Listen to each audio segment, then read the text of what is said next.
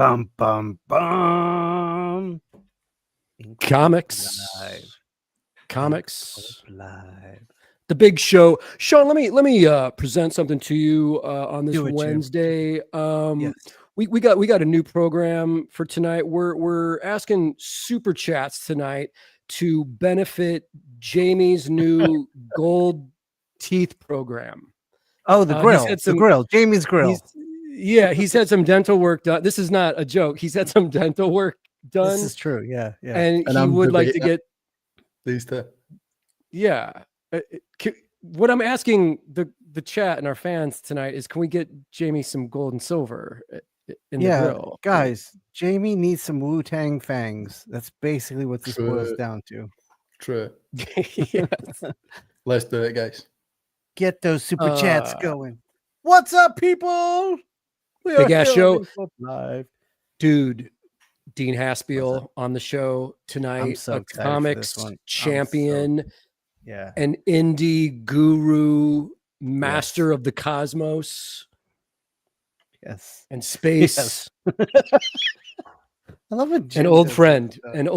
I'm excited to talk to him. It's gonna be awesome. Oh my God, Dave did a $10 super chat. West Coast Dave. That haggis got you, huh, Jamie? It's a tough life. It's a tough life. All right, Jim, let's get going. We got a lot to do tonight. We have so much shit to talk about. Do you want to go first? No, go ahead. Go ahead. Okay, let me jump in head first. Jamie, guys, Arachnid Enforcer pre-launch page. Cruise on over. Jamie will link it. This baby doesn't launch until October, but it doesn't hurt to get an advanced, jump on the hype of making the next in the line of my superhero parody comics.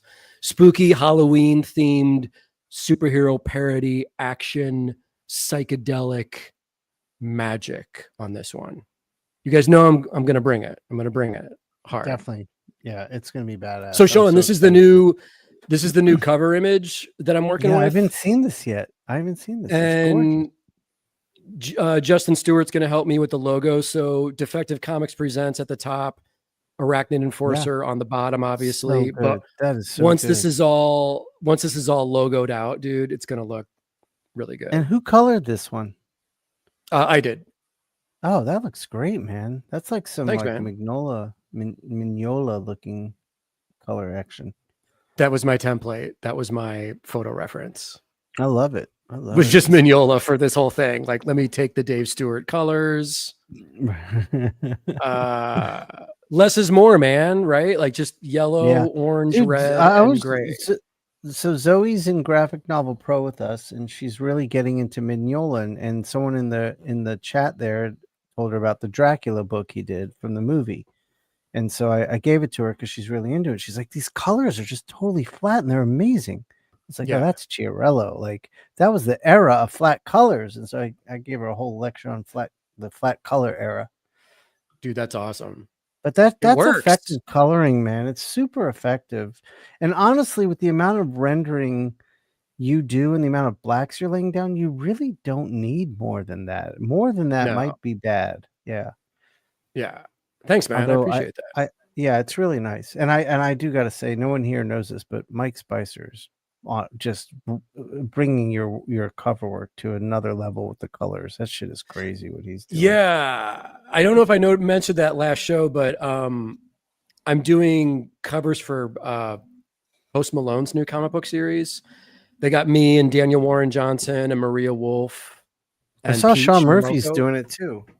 Oh shit, Sean's on board. And Shawn put his cover up on Instagram yesterday or the day before, I think.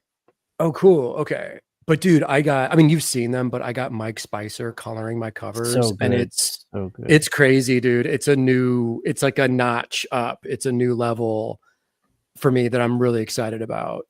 So I just signed so many non-disclosures with them. I'm nervous to post anything until I get their permission. So we'll post it next time, but I've done three covers so far out of, I believe, 4. That's baller.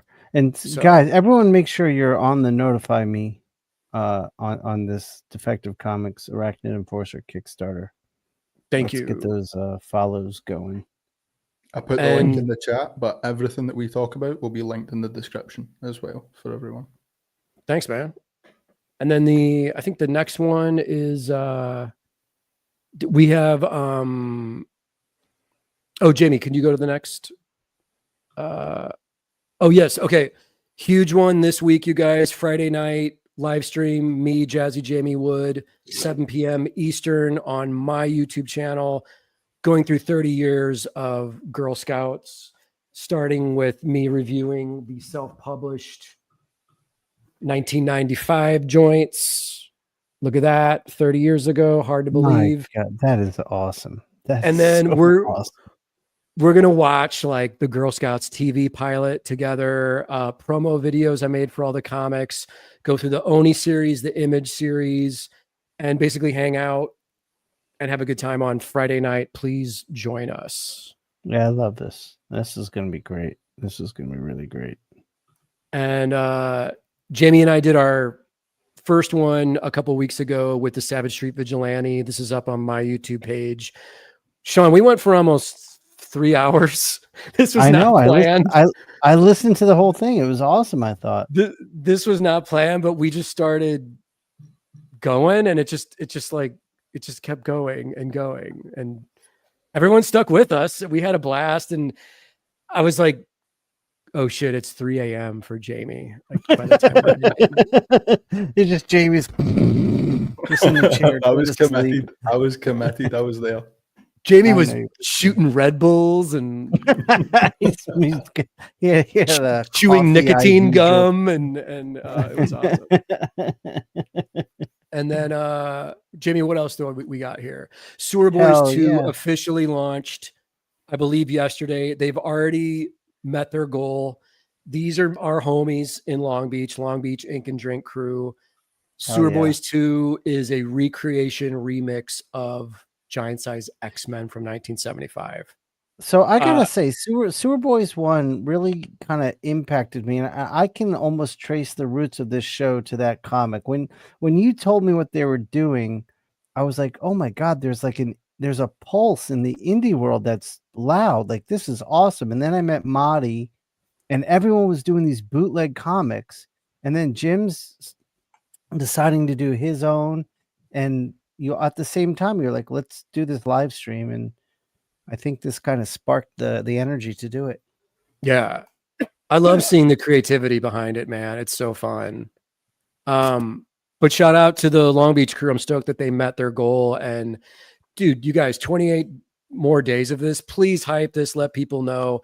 Super fun anthology, and it's it's gonna be, there's gonna be some crazy shit in here. This is a piece I did for it, pin up. That's so cool. That is so cool. Some Gonzo comic stuff, you guys. It's all fun. That's the whole point of all this. Have fun, make crazy shit. Yeah, these guys have the spirit of just make fun. Like I love it. I love it. Yeah. And then next week I'll be in Arizona for a friend's wedding. Shawn Dumper Foo is getting married, our homeboy.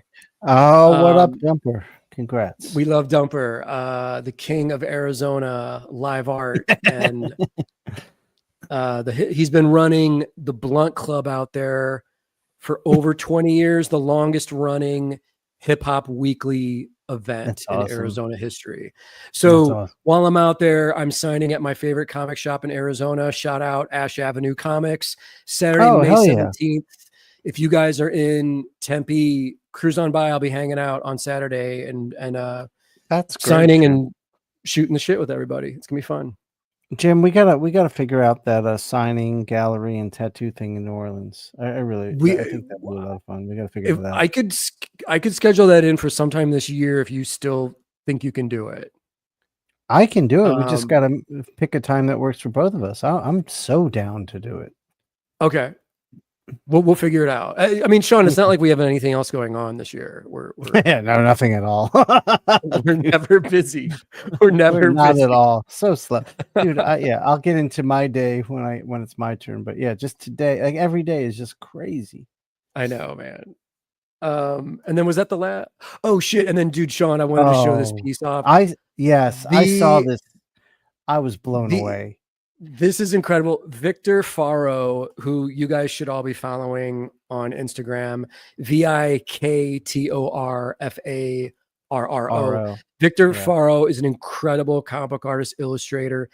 He mailed me a gorgeous print of this piece that he did. He was like, "Is it too late for Savage Street Vigilante fan art?" I'm like, dude, this is the best piece. So here's the deal, Shawn. We talked about doing the Savage Street Vigilante fan art mini comic or magazine, like printing all the actual pinups. Yes, as part of the Arachnid Enforcer Kickstarter. If I can get my shit together and coordinate with everybody and make that book happen, this is going to be the cover of the book. This is a no-brainer. This is the cover, right? Yeah, that's the cover. For sure. Oh, that's so good. So, look, Victor, thank you. You got so many killer pieces too. Like, that book's gonna be great. Yeah. So it's just organizing all of that, which it probably won't be that difficult, but we'll see. But Victor's the fucking man, and I was completely flattered that he physically mailed this to me. Like dude, I saw Victor in Chicago, and I met his wife. They stopped by the table. Oh, awesome. Yeah, I met him at Heroes Con last summer. Yeah, he's at every show, but yeah, it was nice to meet his wife and everything. Yeah, that's a beautiful piece, Victor. You just rocked it. So crazy. Okay, what you got? Is it my turn? Are you done, Jim? You're all good? I'm good. I'm good to go. Okay, Jamie, I just sent you another picture too that I do want to bring up. But first, my Kickstarter is going to launch in a few weeks. I want to make sure everyone is hitting that notify me on launch button. And what I'm doing now, I just started this week, is I'm giving away my sketchbook for free right now. I'm not even waiting for this to start. Like I said, I'm just giving away. So Jamie has the link pinned in the comments. You can get my free sketchbook right now. Just hit download. It's out there for you. And in the back is a preview of InkPulp Cyan with a little link in it. All you got to do is tap that link and hit notify me on launch. This Kickstarter is going to be fucking awesome. I'm telling you, this art book it's going to be a 10-inch by 10-inch hardcover with 180 pages. It's designed. It's ready to go. The printer's ready to print it. I just need to get the Kickstarter done and get those funds, and we will go. This is not going to be one of those things where you're waiting and waiting and waiting. The only waiting is going to be the shipping time. That's it. And then we're going to get it fulfilled and get it out quick. This is the start. I've got a lot of stuff. I mean, Jim's doing a Kickstarter every year. I'm doing a Kickstarter every year. Mateo's going to have a Kickstarter next year. So InkPulp is in full effect. Oh, shit. Right, I downloaded that free PDF, Shawn. Oh yeah, what'd you think? Stellar work. Oh, thank you. It's a nice free design, sketchbook. Huh? Get on it. Why would you get on it? It's my InkPulp Magenta, my new sketchbook. It's free. Just go download it. This is like our promo video, Shawn. I'm like, free? Yeah. Are you crazy? Right. Free? So, speaking of which, I got a commercial I need you and Mateo for. We'll talk later about it, but it's for launch day. I need a launch day commercial. That's just absurd. And who better? And guys, have you watched the latest commercial we put out with General Schwartz Pulp and Dr. Pulpenstein together, where he hits the nuclear button? Jamie, I gotta. Oh, this is your finest work. For sure, Jamie. It's incredible. Dude, okay, the Eisners or whoever awards people comic. Oh, dude, this computer. Are you good? I can't hear anybody. Why are you doing this to me? Hold on one sec. I'm just gonna. Jamie, can you hear me? I can hear you. Okay, we'll just do the show without Shawn. What were you saying about the Eisners? Okay. I was All right, I don't think I can hear you guys, but I'm just gonna keep talking. You guys on Graphic Novel Pro. I just wanted to pull this up and say thank you. I appreciate it. The class is off to an amazing start. Enrollment was insane. everything, it was just killer. And so thanks for coming in. So I just wanted to give you all a shout out for being in the class. All right. Okay? Next up, I am coming to OAX next year. They just announced this. And Nice. I'm super stoked, super excited. They have announced Eric, they've announced me, and there's more announcements to come. And what else do I got there, Jamie? Tonight, right after this show, I'm on West Coast Wednesday. So Dave, can you just tell me in the chat, like, you start at 9, I think, and we end at 9, so I might be running like a couple minutes late. So all of you, come chime in. Dave and we got to talk bagels. It's a big bagel night for us. We're going to talk bagels. And then Jamie, what else did I send you? Oh, guys, a new podcast is on the map. Our good friends Carl Kerschl and Andy Belanger are these are boys are on the have a new podcast. I've listened to every episode. I love what they're doing.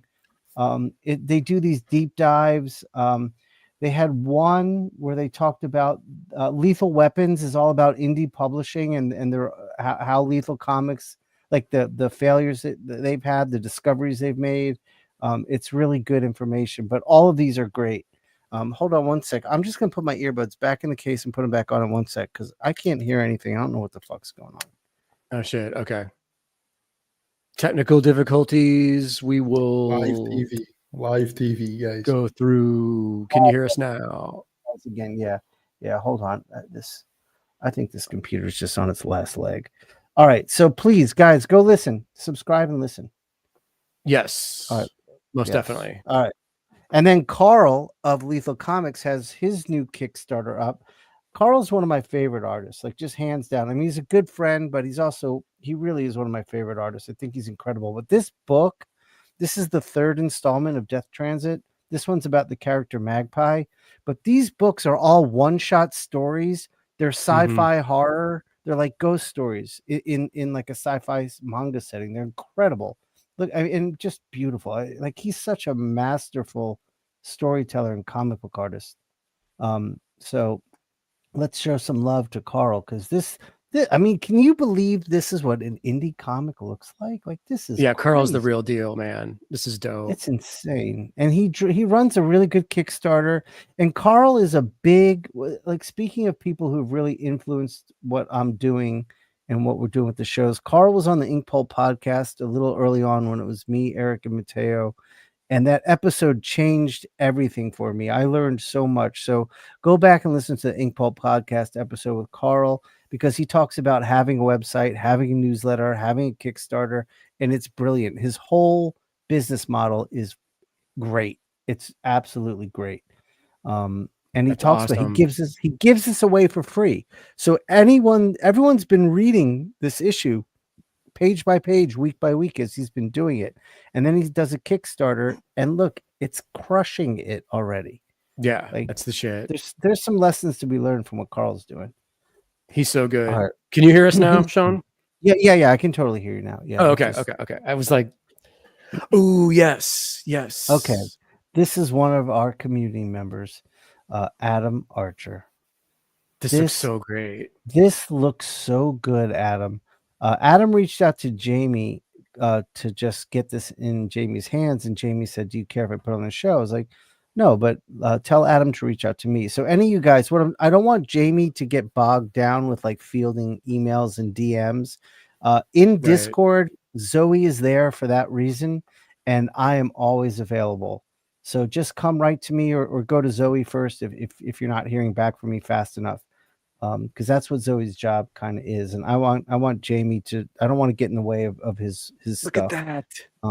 I know. Dude, these Adam, creatures are incredible. He's in the chat, by the way. He's here. Adam's here. So shout out to Adam. Oh yeah, Adam. What's up, Adam? Adam, this is some great looking stuff. Really blown away. Lauren's in the house. What up, Lauren? Lauren, what up? Yeah, this is beautiful stuff. So the cartooning, Adam, the coloring. I know, it's all so good. Adam, is this available for purchase as an actual copy or a PDF?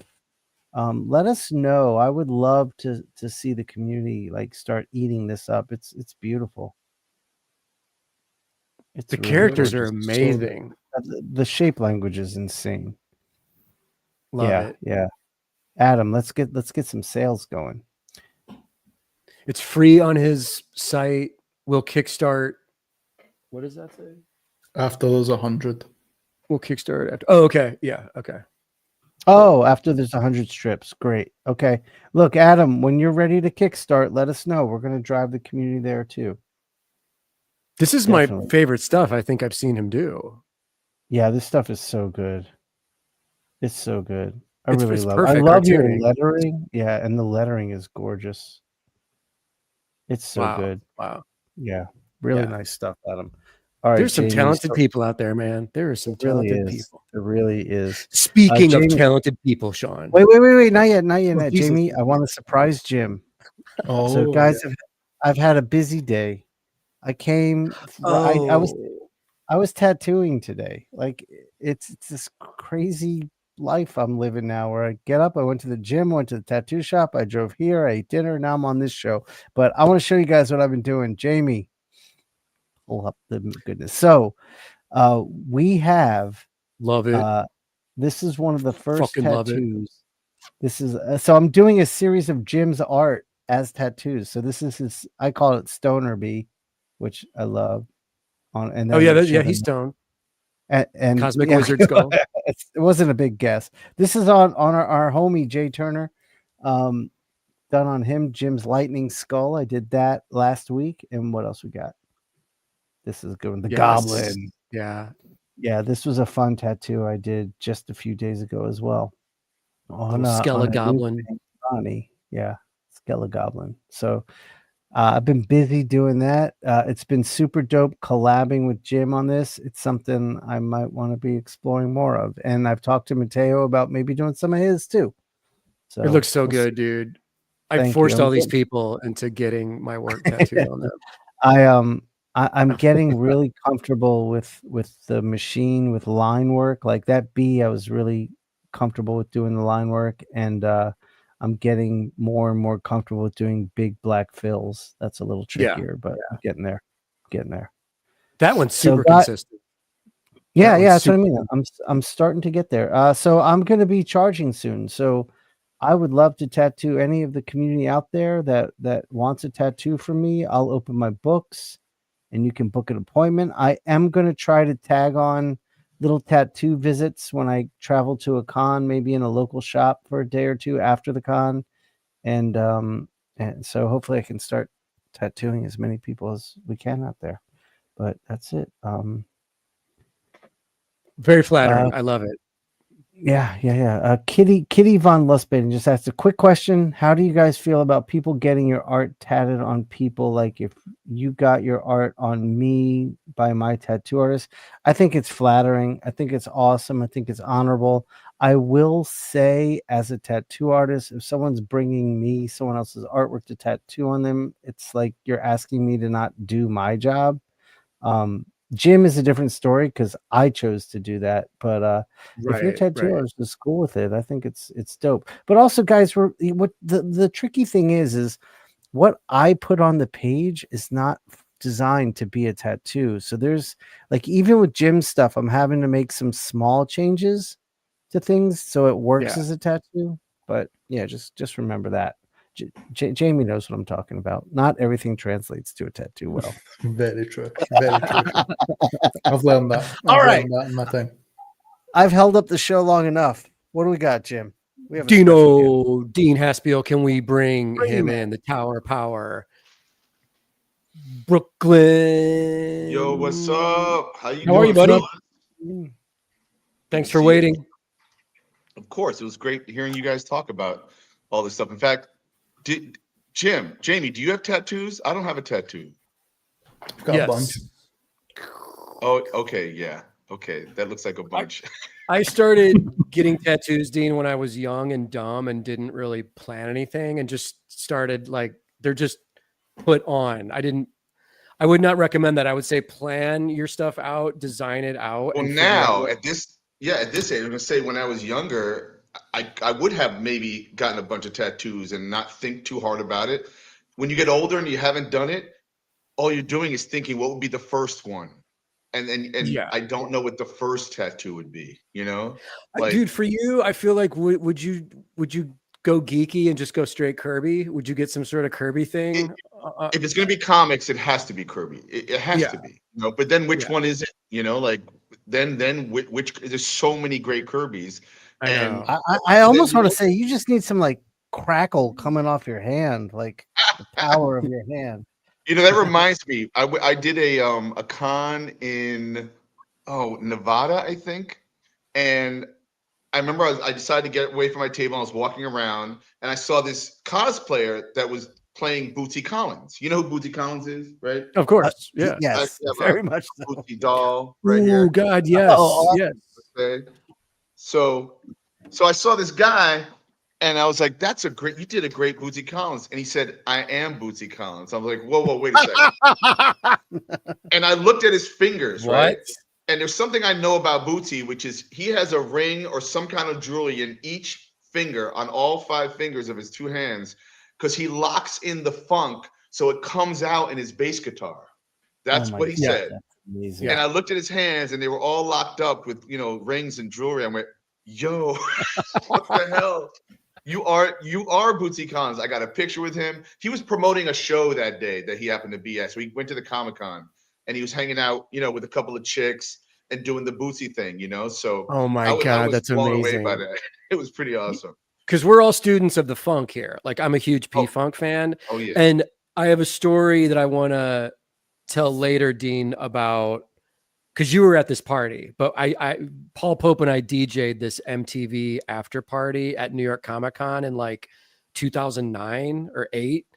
And I was DJing, and the first thing I dropped was Parliament, P-Funk. Oh yeah. And the whole place exploded into a dance floor. And you and your friends from like Brooklyn showed up and took over the dance floor for a bit. But we'll get into that later because that's when like we all used to party our asses off together at shows. Well, you introduced me to the concept of, and I don't remember, I don't think it was the New York show. I think it was a different state where you hosted not a drink and draw, but it was like basically a party where doing live drawing, like what we're going to do tonight, you know? And and I'm sure you've done a ton of those. So I don't remember which one I was at, but I remember you just went up, you freestyled, and a guy came up to me and offered to buy it. And I went, okay. And I couldn't believe I just made some art. Like while everyone's drinking and partying and stuff and just selling live art right there and then. It was so much fun, you know? It was probably San Diego when I did the live art jams with Scott Morse. Like we did those for years. Yeah, that sounds right. And I think we would drunkenly convince our friends like you to come on stage and just rock for a little bit, like do a small piece, do a bigger piece. You probably got up, did something, and then someone was like, I'll give you $200 for that or whatever. And we would drunkenly auction the pieces off at the end of the night. And whoever was like the highest bidder would walk out with like a wet piece of a painting. Yeah, that had to be, you know, it's so funny because that was like in some ways, because I don't think anything was really recorded back then. There might have been pictures, but the only evidence that we had that kind of a night was this piece of art in someone's house. You know, like or the pieces of art that flew the coop, as it were, you know, and otherwise it was just like it was just a party, you know, but with cartoonists. It was such a great idea. It is weird to think that like I have such limited photo and video evidence from those eras. Like you said, like no one had phones, cameras on their phone quite yet. So it was like we rocked it every year in San Diego from like 98 to like 2005 or 6 or so. And that era, it just wasn't right. People just didn't shoot photos really. You were too busy having fun. You were in the moment. You were in the moment. Right. And now, I was too busy. Now we're all aware of the selfie, like constantly, you know, like or it didn't happen kind of thing, you know. Totally. I'm gonna switch my camera here. Oh, you already you're inking your dark side there, Shawn. Yeah, I gotta get busy. This is how big is that drawing? Like 6x9? It's 5.5 by 8.5, I think is the size. Nice. Nice. So when we and I'll switch my camera too. When we first talked about doing this show tonight, I suggested, I think it was me, let's draw new Jack Kirby New Gods, right? Yeah, Yes. yeah. And it wasn't until about, I don't know, a half hour ago, I realized I was thinking in my head, but I said it wrong, was let's draw new Celestials, which is from Jack Kirby's Marvel series, The Eternals. Because I was Yeah. thinking more like robot kind of gods, you know? And I Yeah, was that gonna would try be and incredible. come up with a female Celestial. Or I don't think there is one, but I was gonna maybe try to do that. And then I go, holy mackerel. So I gotta shift gears and get into this. Jim, you're gonna do a new god? Yeah, I have like a fusion of New God, Kirby tech, skull, psychedelic, cosmic funk happening here. Speaking of funk. All right, cool. Well, I'm gonna hope that my camera works, and I actually got this camera at your behest because I've never done this before. So hopefully this will work. I'm trying to like do the white balance right now. Dean, thank you for doing this. Yeah, Shawn and I, we're basically just strong arming all of our talented friends into buying cameras and doing this We show kind with of are. us. We kind of are. We totally are. But I feel like this is the future. Like you just need to get the I think gear you have to, anyway. yeah. And You have to you have know. this nowadays. When Yeah. speaking to the live thing that we did, you know, what you talked about years ago, San Diego. Oh, I got to rebalance. There's something going on here. I actually crave being around other people because we do have the technology just to be at our homes constantly or in our studios, you know, and just so in other words, as much as I appreciate and love this too, man, do I need to be around people. I miss that, you know, interaction. Yes. Yeah, totally. It's super important, you know, the what you get from that, you know, those human connections. I'm showing you right now real quick. I know a little bit of shop talk, but I usually pencil with a non-photo light blue. That's what I usually pencil with and do my layouts with. I may not use this right now. I might use a darker blue that is harder to erase because the reason why I use this is because once I ink, I don't have to erase. You know, What brand of art. pencil is that? Dean, what brand of pencil is that? It's a Prisma color, I think. Hold on, let me make sure. It's the color race, I think. Yeah. Yeah, it's a Prisma color. Copy, not, you know, in other words, it's a non-blue photo type pencil. Yeah. So, and I do tend to erase with this when I'm doing some of my own drawing, but once I get where I want to, boom, then the ink is on top and I never have to deal with an eraser on you know, maybe some whiteout on the ink, you know. And then there's the darker blue. The way I do layouts, this is pretty small, is, all right, can we see? Oh, wow. That's is like these small kind of, you know, and I do the same thing. Yeah, that's great. And then I can show you real quick. Those pages are. Dude, I love this. I love that we're seeing this. Hold on a second. So that's. Hold on a second. Why is this being? This again. Come on. There you go. Oh, there you go. Nice. And this has not been published yet. And I had this new character I'm working on. It's a character called AI Joe. Instead of GI Joe, it's AI Joe. Oh, shit. He's fighting some Russian whatever character type. And the colors came out really cool that I do digitally. But now I'll show you the second page. Which has got like some fun stuff going on. Oh, that's awesome. Dean, what are you inking with? Wow. Yeah, I'll show you in a second. And then we got like he flips around. It's so clean. It's so gorgeous. Yeah, it's so clean. I love it. Super. It's almost too clean. I like what you guys do with, you know, because I'm a fan of the dry brush. What I use is jet pens, like a 5 and a. Yeah, I've seen those. Or something like that. It's kind of like a micron, but it has more of a wiggly tip, so you can get like an undulating kind of line sometimes. Yes. Okay. Another version of that. It's another jet pen. And this is actually, I think Gregory Benton told me about this. There's also Walt Simonson told me about Tombow pens. Yeah. Oh yeah. The Tombos are pretty good. Yeah, those are really popular. I think it's another one. And then this is my go-to for many years is the Kuretake brush pen. You know. Yes. With the refillable ink. You know. Yeah. So that's basically what I draw with.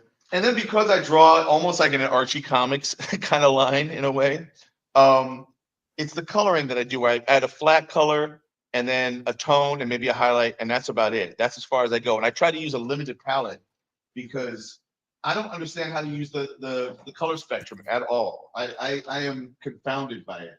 So yeah, there you go. So now I'm gonna try while we talk. Dude, I love it. I'm gonna attempt to draw. So what I was thinking about in terms of a new god is I've always loved OMAC, right? One Man Army Corps. Me too. Yeah, me too. Yeah, me too. I mean, how could we not like? That's basically like his Boba Fett, right? In a way, Right. it's like the really cool character, the underdog, right? That he only got to do like 8 issues of. Right. So like I was thinking, like if I was going to contribute a new god, it would be my version of like an OMAC, but it would be a black OMAC. So I'm gonna try and come up with something while we're talking here. Oh, that sounds fun. I love it. Dude, so Dino, like I discovered your work, I believe when I was still living in Arizona in the late 90s, and I just straight up bought Billy Dogma off the shelf. What did that same with me. Did that start as a self-published book, or who were you doing that through, the original Billy Dogma? So Billy Dogma started originally as a strip for a paper called the New York Hangover, just like this little rinky-dink kind of local published, thing in the East Village or whatever, right? Okay. And I think I was living on 14th Street between B and C, and so I did a strip. It was just basically like 3 or 2 to 4 pound like gag strip. And I didn't really know what he was going to be. I came up with the name, and then I was just like, all right, well, who is he? And usually when we create characters, they're just basically avatars of ourselves.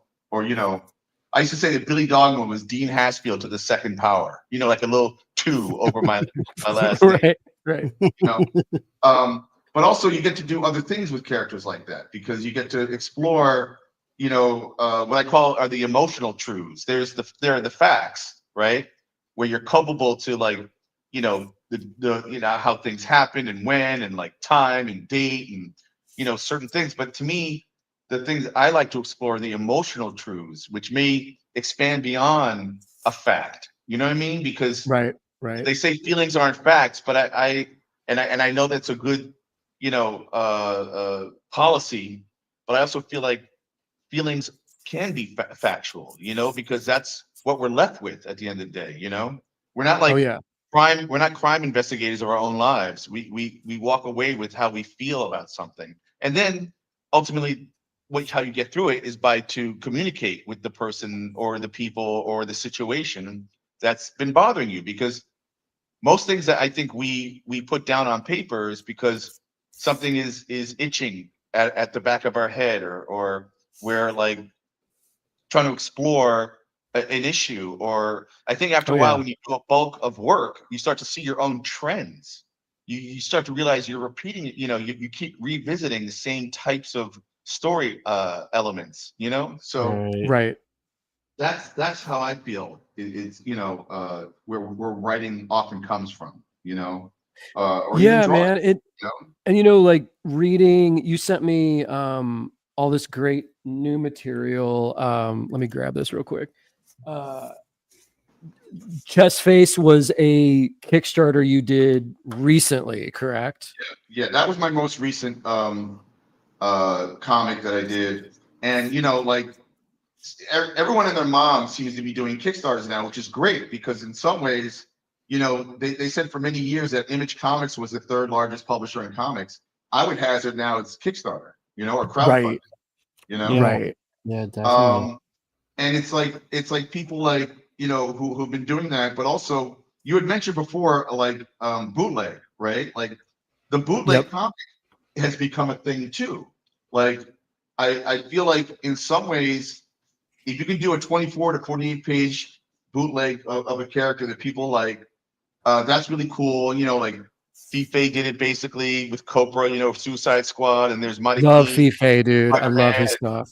Oh, it's great. And then there's Mighty King with Spider-Man, Wolverine, and now I think he just did Catwoman, right? And then you did you did your Batman. Now you're gonna do your Spider-Man, right? Like, yes, yeah. and I'm it's really super cool. into it, man. It's so fun because I just feel like the big companies aren't going to let us cut loose on their characters, so we'll just do our versions of those characters. They set like an archetype, and now we're taking that and twisting it into this fun like indie comics way that allows the creator to just go nuts. Right. And it's super fun. We also got a COVID cop here. Was this literally done during the pandemic? So that COVID cop, I think, might have been right after things started to settle down, because I think I'd written the idea. I knew I drew the character during the eyes of the pandemic. And then I wrote and drew a 4-page, hell, do I have it right here? I have this Billy Dogma, not Billy Dogma, Red Hook character that I put in this Keyhole, 25th anniversary of Keyhole. That's beautiful. And we got Red Hook. And there's a 4-page story of him delivering food to neighbors and hearing this clapping that was going on in New York. I don't know if it happened in the other states, that maybe so.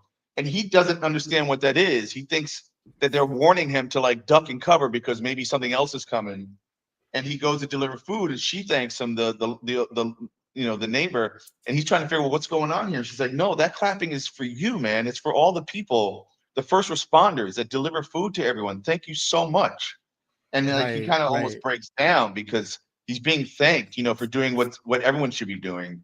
And he cheers her, and he has to go back out because he has more delivery to do, So that was one of my pandemic. Oh, and by the way, there's the bride of Frankenstein. Love it.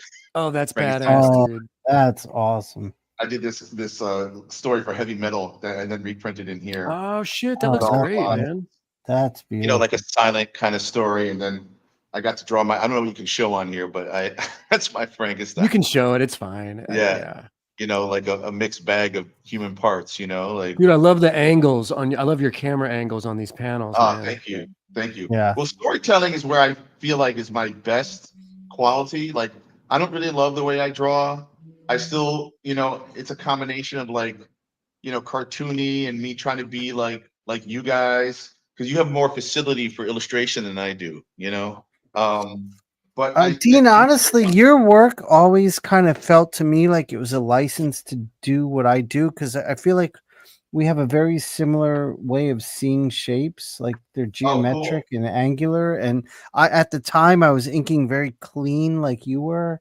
Right. And I always thought, like, if Dean can make a career in this, then I know I can. Well, Dean, this book.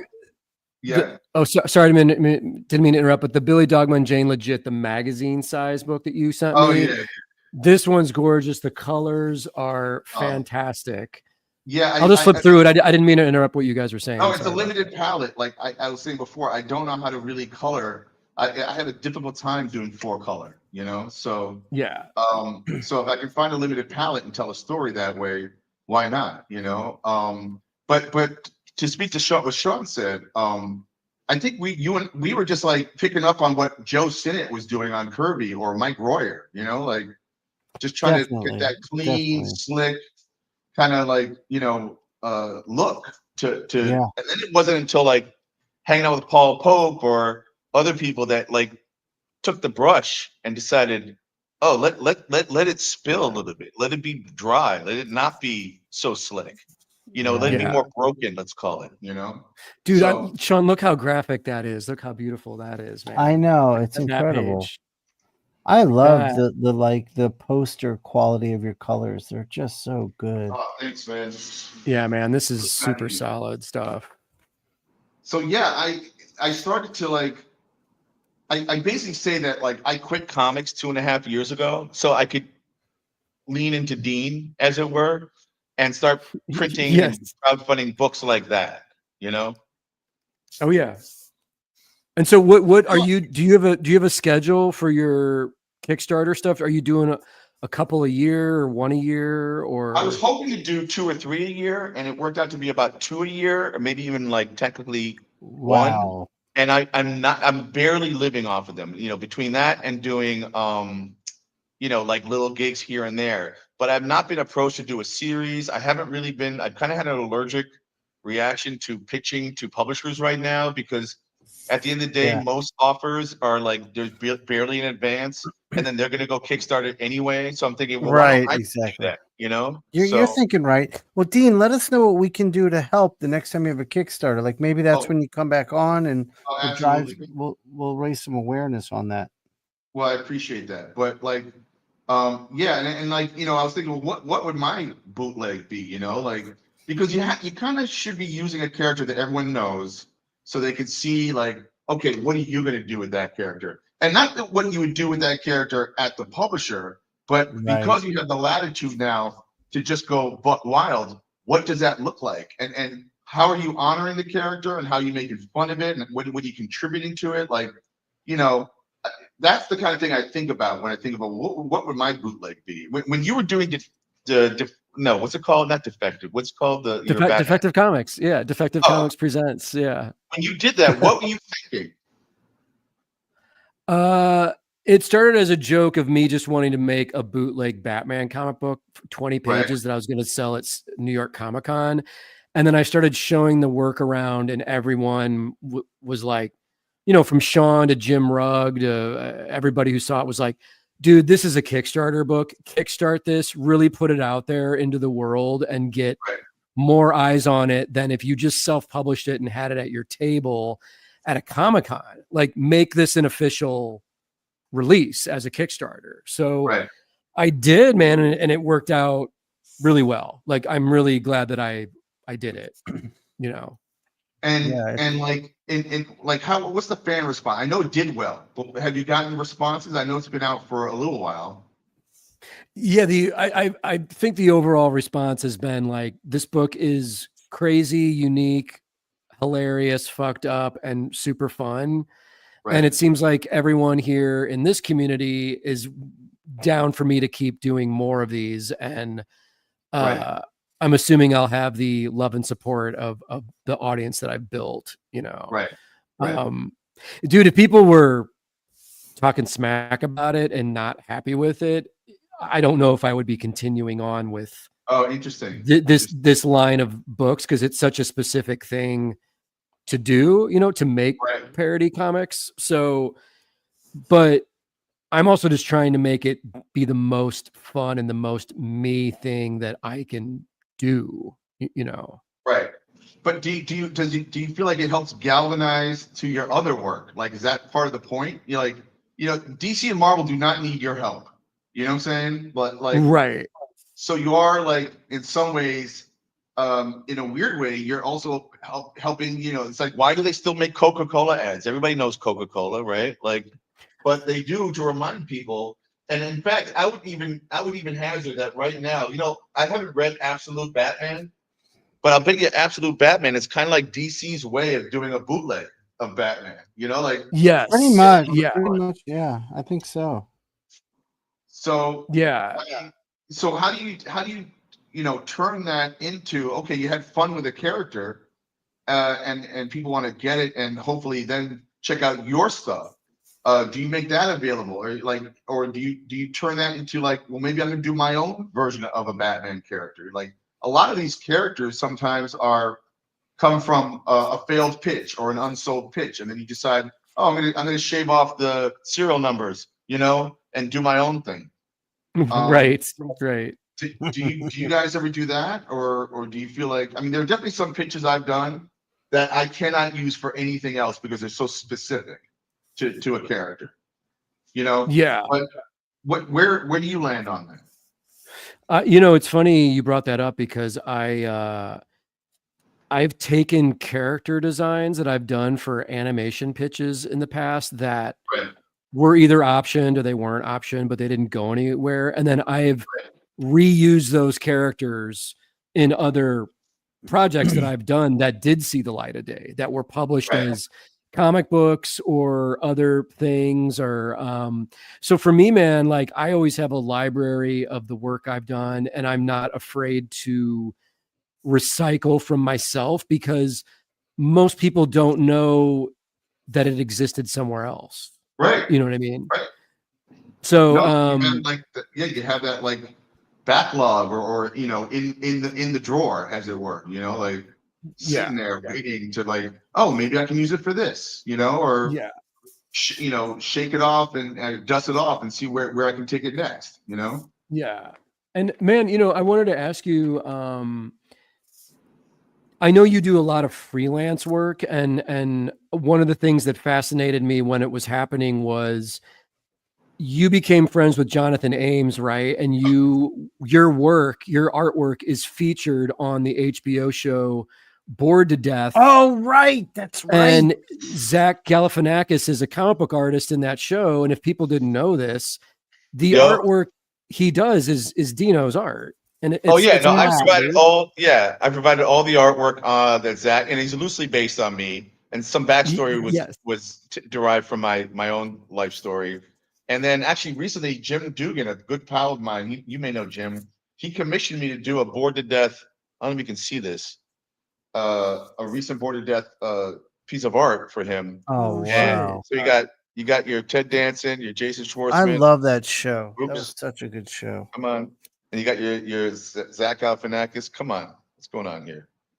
We can do better than that. Oh, it went bright again. Come on, there we go. There you go. And I got little Jonathan Ames down there in the Bored to Death comic book. So like I did a commission recently. I hadn't drawn these guys in a while. So, but what you do is I don't care about accuracy. You just try to capture a feeling and a vibe. Right. Right. So, but yeah, that was fun to do. And yeah, that was 3 seasons, and I did all that artwork, and I won an Emmy Award for the opening credit sequence. Yes. I did all the character designs for that as well. That's oh my god! Because the intro to the show was animated, and did you do boards for that, or did you design the character? No. I just did the character designs. In other words, okay. There's a novel, Bored to Death novel, or whatever, and it opens up, and all the text starts to get loose and form into animated versions of the characters in the show. So I did what you call the turnaround, like the Alex Toth turnarounds. Yep. Yep. Standing straight, sideways, backwards, and then facial expressions, and I did all that work. That then they had the animators do their thing for the what do you call it, the opening.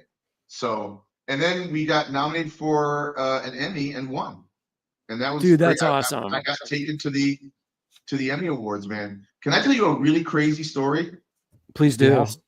Yeah. All right. So they're gonna fly me and my girlfriend Jen, who's a painter artist, and we're gonna go to the Emmy Awards, in California. So they fly us first class, which was crazy. I'd never flown first class before. Now I understand why. You might want to be able to do that. Hell yeah. And my girlfriend's sister Mandy lives out in California, and she's a writer.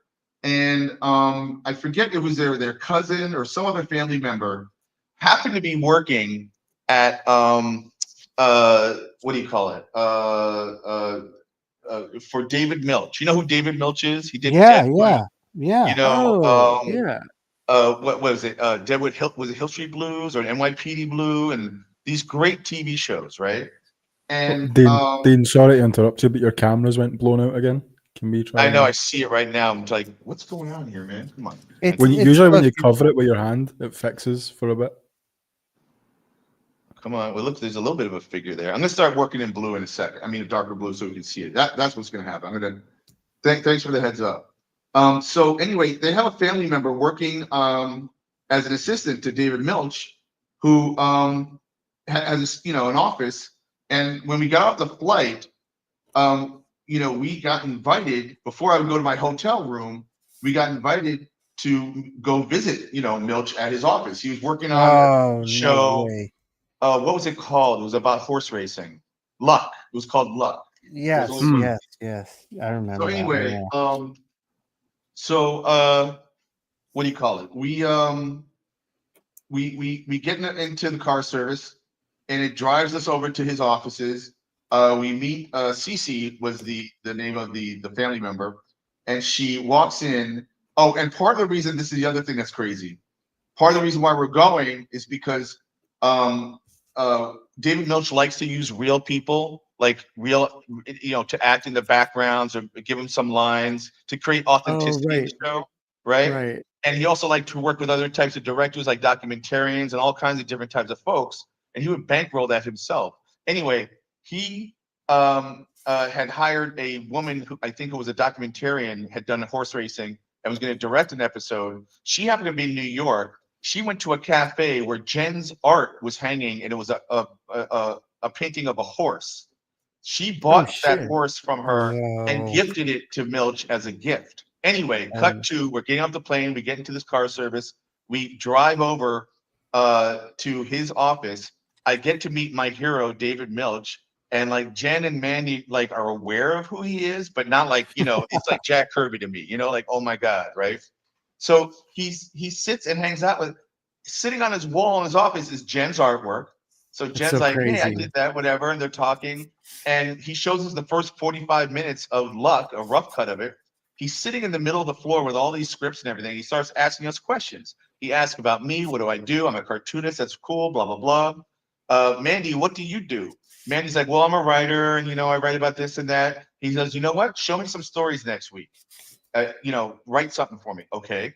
Jen, what do you do? I'm a painter. You know, obviously you saw the painting and everything. I like to go to the track sometimes. And he starts to like really dig her vibe. And he starts to say, you know what? We're going to make you a character in season 2. And I want you to play that character. And I'm like sitting there going, what the hell is going on right now? This is insanity, right? So we eventually say goodbye. We get to the hotel. You know, we go to the Emmy Awards, and that's a lot of fun. I win an Emmy. We go up there and, you know, thank everybody and go to the after party, hanging out with John Hamm and Christina Hendricks and all these people from Mad Men. It was super cool. Jonathan Ames, of course.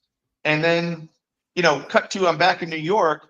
It's a week or so later. Mandy sends some short stories, Jen's sister, and gets hired. Someone who's never written a TV show or ever written any kind of movie or anything, and like starts working on staff to the point where she wrote an episode of Luck. Like her name is a writer of an episode of a David Milch show, right? That's and amazing. Then unfortunately, because of whatever circumstances were, they never got to season 2. But I kept wondering what would have been like to have Jen be on TV playing an artist, you know, at the racetrack, you know, probably becoming some kind of guy's love interest or something, you know.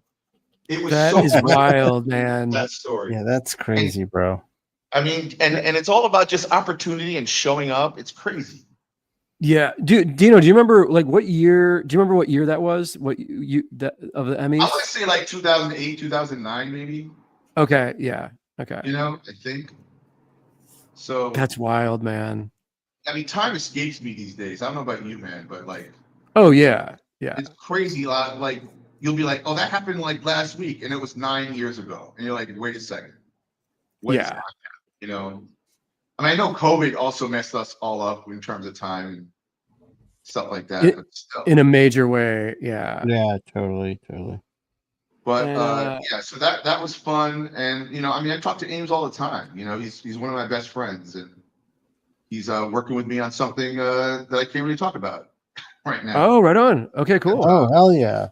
I mean, I'm working with Cosmic Lion, you know that publisher, Cosmic Lion? Yeah, that's our buddy Eli. Yeah, Eli is so cool, man. So yeah, dude, I've known Eli for so long. Like I basically just met him as a fan. He was a big fan of mine. I mean, I think he still is, you know. But sure, man, we became friends. But it's been really fun and interesting, and I'm very proud of him because he went from just me sort of viewing him as like a fan to being a full-blown professional and a legit publisher. Oh, he's got a great attitude, you know, and yeah, you know, you want to you know, he's like the little not the little engine that could, but you know what I mean? Like you're rooting for him because he's such a cool guy and with such a big heart, you know. He has genuine enthusiasm and loves the art form and has really good taste. So it's like if you're gonna be a publisher, I feel like those are all essential ingredients you need to put out quality stuff and make yourself known, you know. So absolutely. That's awesome to hear, man. And the other guy I definitely wanted to talk to you about is Harvey Pekar. which Shawn brought up before the show. Yeah, so just for you, let me get the camera real quick. Jamie, camera. There we go. This is a book Dean did with Harvey Pekar called The Quitter that Vertigo put out, which had a big impact on me when I was in art school. Beautiful book. What not to draw? How not to draw a comic? That's not. No, I'm kidding. So that was an interesting project because I'm the guy that got the movie made. Because I was an assistant to movie producer Ted Hope at the time, and I did not know this. And I had just done a couple short stories with Pekar on American Splendor, and I said, and I knew that Ted Hope was a fan of comics. I was like, you should do a movie about Harvey Pekar on American Splendor. And he said, I would love to do that. Can you hook me up and talk to Pekar? And so I talked to Harvey and Joyce Bravner, and they set up a deal. And ultimately, this amazing, to this day, an incredible movie was made. Oh, dude, I love that movie. Yeah, that movie's great. And actually, if you can show that Red Hook comic, or I can show it as well, the one you have, Jim. It's this comic, the Red Hook X Dean Haspiel. Now, this book is done in the spirit of a black and white kind of memoir type comic. I called it a meta mem noir, which is kind of corny sounding, but it's very meta. It's kind of like a memoir, and it's also very noir. And if anybody's seen the movie, in the movie, there's this incredible moment where Paul Giamatti, who's playing Harvey Pekar, and Judah Friedlander, who's playing Toby Radloff, they yell cut, and they stop acting, and then you see that they're in the same room as Harvey and Joyce and the real Toby, and you're like, what is going on? Like, what cosmic space have I just entered where they're crossing over next to each other? And I thought that always blew my mind, because also it was speaking to the fact that there were all these iterations of Harvey. He talks about, what's my name? Who is Harvey Pekar? All the different artists that started drawing him, right? So, who and what is Harvey Pekar, right? So, with this comic I did recently, Red Hook X Dean Haspiel, is kind of like a multiverse version of me entering the realm of the Red Hook in the Red Hook that I write and draw. And it's almost like a case of like creator. Hold on. Let me see. A creator, meeting with his creation, right? But the thing is it's not like we never acknowledge that. We never say, I created you, or he's like, oh, I can't believe you created. None of that happens. I'm literally bartending. I've taken over his shift in this story. So it's like speculative, memoir, where I put myself in a situation and I try to behave the way I think I would behave, right? Right. And so on and so on. Let the story dictate the terms and everything else, and how we would react. But then there is one page in this comic that is actually memoir of my life, because it really happened to me, this page, which you can't read right now. But so I mix up, there's this kind of, a merge between fiction, speculative memoir, and memoir. And I had a real fun time writing and drawing this comic. That's the character I painted. And there's our guy, the Red Hook. Nice. So love him. That was a lot of fun. Yeah, dude, I really enjoyed reading all the stuff that you sent me. The Red Hook book, to me, I know we already talked about Kirby. We're all huge fans of Kirby. We're doing sort of a Kirby show tonight, but there's also there's something in the writing of your work and like the autobio-ness where I feel like, I don't know if it's a New York thing, but I feel like it almost has the feeling of like Kirby, Yancey Street. Oh yeah. Something or other. Like your characters could be hanging out with Ben Grimm, like Jack Kirby's Ben Grimm. And there's like a feeling there that I'm a huge comic fanatic, obviously. So other people probably would not pick up on that. But for me, when I read the material, I'm like, man, the DNA of Kirby is just sort of in the feeling of these absolutely. I really appreciate it. I take that as a compliment, obviously, because I'm definitely accessing that. I've also been talking about that, with my buddy Vito Del Sante, who's a writer, and we do our own like weekly podcast, and we bring this up all the time, how a lot of our independent characters, they can cross over without permission. Why would you even need, like I know at Marvel and DC, they're corporations and they need to, ask permission and then figure, things out and mandates and everything else. But it's like when you create your own characters that are clearly some semi homages to the characters you grew up loving, right? And then you're doing your twist and spin on it. So there's like a weird shorthand that almost comes with the character because of that, right? Yes. And so like there's only so much you need to fill in because everybody gets it, just like everybody understands what a spaghetti western cowboy is. It's Clint Eastwood. Like right. Like a Japanese warrior, or like it comes with the baggage of all that backstory, right? So yeah, you try to put a little twist on it, maybe, or going back to Cosmic Lion. One of the things I like about Cosmic Lion is it's very punk and very hip hop to me. It's psychedelic almost. The stuff he well said. Yeah. So yeah, I just feel like we're paying homage, we're having fun, and hopefully people get it, and just want to go for the ride as well, Oh yeah, I love it, working man. with Harvey was awesome. He never. I weirdly maintain, and I've said this when he was alive, he didn't really write a comic book script. He wrote a stick figure talking. So I always felt like the more successful American Splendor stories were the ones where the artists put more of themselves into the collaboration and weren't afraid to kind of like not just draw his head talking, let's say, draw environment, cut away to a hand gesture, read the text. Like when I did The Quitter, I was handed a 62-page document of basically 62 pages of typewritten paper that had been like, maybe 8 panels drawn on each page. And I had to break it down into pages, and panels, and I found one splash page that I granted myself because I felt like the comic needed at least one splash page. Yes. Yeah. And I only had 96 pages to take his 62-page rant, let's call it, and turn it into a 96-page, narrative. And so that was a challenge. And it really taught me how to become more of a writer. If that makes sense, Oh yeah. And so was Harvey humble enough to know that artists like you were going to, kind of add your own magic sauce to everything he was turning in?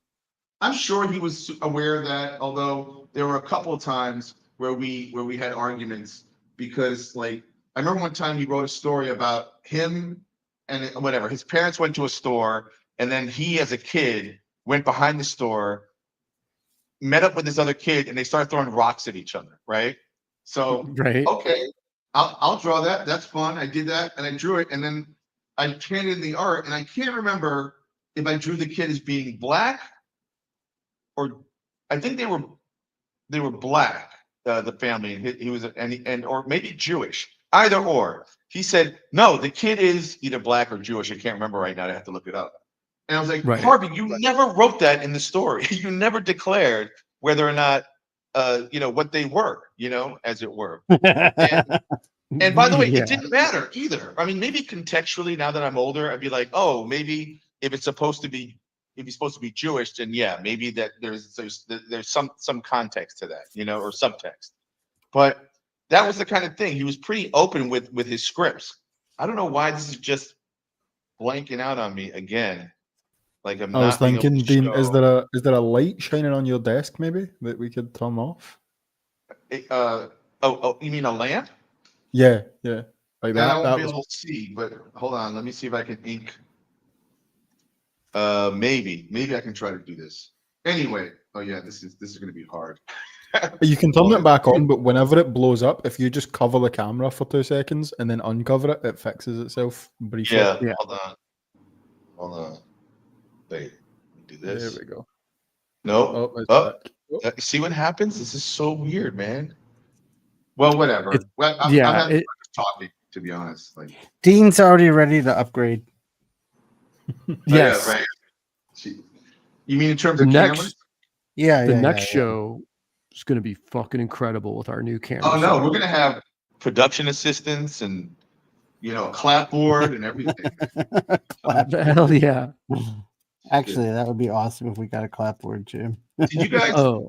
Did you ever meet Harvey or anything? Or no, I never met him. I met him once at San Diego Comic-Con through Bob Schreck, and it was just a very quick. How are you? I big fan of his work, but I was always a little leery of like, oh, I hope he isn't crabby to me, or he seemed cool, but it's also, he probably met 500 people a day when he was in San Diego. So, I don't know. Right. Love his work though. Love the movie. You guys. Yeah. The Quitter's fantastic, man. Thanks. It's crazy his body of work though, thinking of like all the different artists he actually got to work with in a lifetime, Oh yeah, and the amount of artists I got when we took it to Vertigo. Because remember, I after the Quitter, I was able to steal American Splendor away from Dark Horse because it wasn't doing that well at Dark Horse anymore, and I was like, well, let's see if we can do a miniseries. So we did 2 miniseries. And got like Darwin Cook and so many people to work on. Frank Whiteley, I think, did a story. No shit. Yeah. Damn. Check out the miniseries. They're pretty cool, man. They're fun stories. Okay. I didn't realize that Darwin Cook did something. That's amazing. I mean, he might have just done a cover, but I can't remember. But he was officially part of the stable, That's amazing. Wow. It's funny. Do you ever think about like what roster of type of artists you belong with? I was thinking about, obviously I'm like in the Mike Allred, Mike Oming world, like I would right. You, Yeah, man. Cause like when I met you in the late 90s, early 2000s, probably at San Diego, like I consider our generation to be the guys that were still making a new mini comic or a new sketchbook every year for the convention. Oh yeah. And Scott Morse, Craig Thompson, the Oni crew, when Bob first started that company in 97, basically. That we're from that kind of same era, Yep, absolutely. But you blew up right out the gate. Like I don't think I've ever quote blown up. Like I don't think I've ever done. I mean, I've done a ton of projects, but you had like cachet. You know what I'm saying? Like that was pretty. Says the guy with an Emmy. right. Exactly. Here, I whenever I go to an editor at Marvel, I just show them my Emmy and they just give me work. No, yes. I wish you could give me that. Dude, I have 0 awards for my body of work over the last 28 years, but it's all good with me because I get to just do what I want, and I have my bizarre little fan base that I've crafted over the planet over the last couple decades. But dude, I just got lucky because my first big kind of debut was rocking that Clerks one shot with Kevin Smith, and that immediately put my name in front of people. So it's been all downhill from then. But I'm still hanging in there, guys. I'm still doing my comic books. No, but you've developed such a cool style, man. Like you really thank you grew into that, and that's like, and I mean, have you done some commercial art, let's say, for the big two, or not? You ever do like any of those bizarro kind of comics or anything? I did like a Batman black and white story for Shrek when he was Batman editor, and it was interesting because when Paul Levitz was the president of DC, he personally called me to ask me to be in their 9/11 tribute anthology. Because it's weird to say this, but he called me and was like, "Hey man," he didn't say "Hey man," but he was like, "Hey Jim, I heard that you're Middle Eastern, and we really want some Middle Eastern representation in this book. And so could you like tell a story about your family or where you come from? And we just want to present something in a classy way. And I was like, yeah, of course. I mean, I'm not going to say no to the president of DC personally called me, you know. And it was awkward because on the same call, Dean, I was like, I have this incredible story that I want to pitch you for a Batman in Dimension X story. And he hung up the phone. It was very strange. That didn't happen, guys, but missed opportunity. Right. Dean, Jim is such a visionary. Marvel did a Generation X book for Jim called Generation X Underground. Oh yeah. Wait, who did that book? I forgot. Jim. Wait, you did do that book? Yeah, so the normal monthly Generation X book was being done by Scott Lobdell and Chris Pacello. Right. And I met Lobdell at a convention in '96, and he took my stuff back to New York, and one of the young editors in the X-Men office hit me up and was like, do you want to just write and draw your own Gen X annual or one-shot special? And I thought, you know, he was joking. I thought I was being punked or something, but that turned into this super weird one-shot comic that's the material I showed Shrek in '97 at San Diego that got me the Clerks gig working with Kevin. Oh, wow. So Shrek was like, I don't know what this fucking crazy Marvel book you're doing is, but let me introduce you to Kevin because I think you might be the guy to do the Clerks book. Gilbert Hernandez drew the cover for the Clerks book, and they had it as a promo item at their booth in San Diego, but they hadn't found the artist for the book yet. So it was just right place at the right time, man. I'm sure you had stuff like that happen to you through your career of. Oh, definitely. Things have happened. I'm actually switching to a brown piece of paper that maybe will help. Like the other one was going. Nice. I just to give you a sense of what I was going for is I have actually drawn a version of this guy. Hold on, let me just fly something out here. And this was going to be, just for the record, this was going to be my that's wow. awesome. Wow. That's awesome. Come on, piece of paper. Just be nice now. Oh, come on, dude. So hold on. If we went like that, no. Dude, that's great though. That's awesome. Anyway, and like I was playing with this. Jesus, what is going on with this camera? Why? It doesn't like white. Is it the these white webcams are all autofocus and they're trying to look for a human face because they're used for like meetings and shit. Anyway, there is a character you can't barely see that I was playing with here. And like he's whole, awesome. Like Illuminati type shit happening and a robot belt and all this kind of internet weird, you know, thing happening with basically Jim Kelly, you know, with an afro. If he were like Black Omac, you know, a new god. So we're going this way. Dude, the Funkanaut. There you go. Actually, that's a great name. I'm calling him Fax Acid. I like that. I like Fax that. Acid. You know, I like that. So there you go. So at least I technically have for the assignment. I was there, but I'm gonna just doodle right now while we talk. Sure. On this thing, and maybe this will now we can see this because it's got a pigment or something to it. You know. Yeah, actually, let me real quick, Jim. I meant to tell you. I wanted to ask you.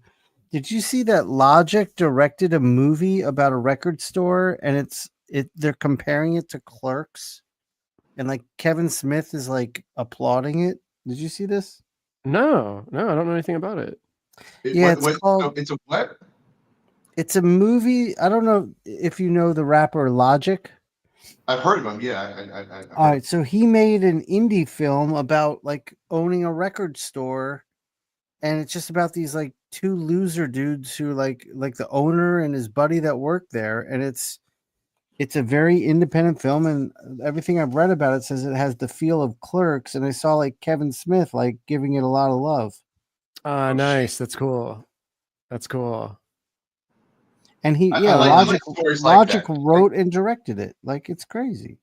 What's that movie that with oh God, what's his name? The guy who it's like it's a record store. Jack Black's in it, I think. And what's Say that Anything? one The actor from Say Anything. Oh, High Fidelity. Empire. High Fidelity. Yes, High Fidelity. Yeah. I like movies like that. The disgruntled. Dude, what's that crazy movie with Mos Def where him and I forget who work in a record store? Oh, Be Kind, Rewind. Yes, Be Kind, Rewind. That's a great movie, and that's done by Michel Gondry. Michel. Yeah, that's Michel Gondry. Yeah. Who I met because he did comics. No kidding? Yeah, he came to Mocha when it was still the Puck Building, and he was dating Gabrielle Bell at the time. Okay, so Dino, that's where we used to see each other every year as well. As I used to do Mocha every year with Scott Morse in New York. Right, that's right. Like that was the East. That was like the East Coast version of Ape. You know, we would all do Ape as well. Well, there was SPX, Ape, and Mocha. Those are the three. Right. Yes. Right. And so now we have a Comic-Con every weekend, which is insane. And I've actually done a couple that have been really fun. You know, like IC3 in Connecticut a month ago. Yes. Yeah. That was good. That was cool. I'm trying. Shawn and I are trying to get out to that next year. Indie show. Yeah, definitely. And then I just did one in Kingston, New York. It was a day show that was really good. Yeah, I mean, you know, I've never done Heroes in Charlotte. I keep hearing. Oh man, you got to do that show. I know. You got to go. Yeah, you would enjoy it. You'll be there. Not this year. But if you next year, I'll probably go. Jim, are you going next year? Yeah. So, man, Shawn and I were there last summer, had a blast. That show's like just a beautiful family reunion of the most fun, passionate comic book fans and art collectors that you can come across.